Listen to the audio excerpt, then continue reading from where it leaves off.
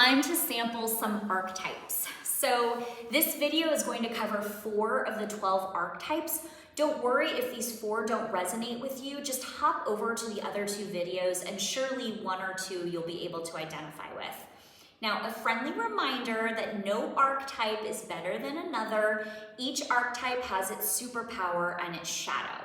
So we're gonna get started with the sage archetype. So the sage, also known as the teacher or the analyst. This person is happiest when they're asking and answering those big questions. They're extremely intelligent and they're very gifted at metabolizing a lot of information, becoming those subject matter experts. So we love sages because when we go to them, we know there's no better person who's done the research, who's done a deep dive into the topic, and we can depend on them for that level of expertise. Now, sages on the shadow side can sometimes fall into ivory tower thinking where they dismiss the intelligence of other people, or they may regard things like feelings as being trivial. Next up is the jester archetype. So the jester is happiest when they're cracking jokes and applying their wit, right? They're very clever and they're very gifted at spotting truths and hypocrisies. So we love the jester because they entertain us and they remind us to lighten up, right? Their jokes elicit those oh shit reactions because what they said is true.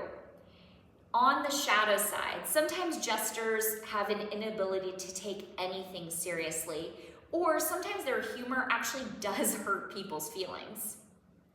Next up, magician archetype. So the magician is the visionary.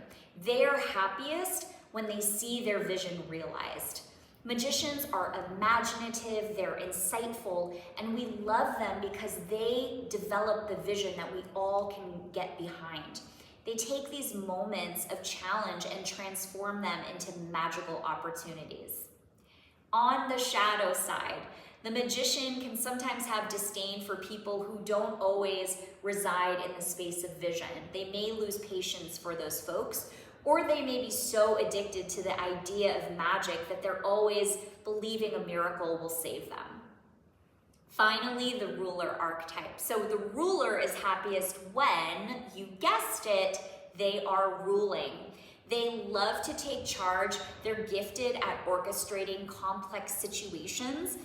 And we love the rulers because we need decisions to be made, and we love that they're willing to take responsibility for those decisions.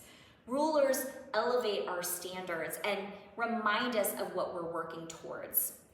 On the shadow side, rulers can get really drunk on their power.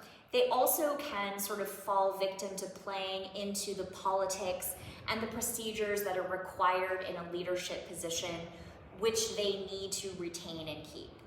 All right, those are the 4 archetypes. Jump over to the other 2 videos to explore the other 8.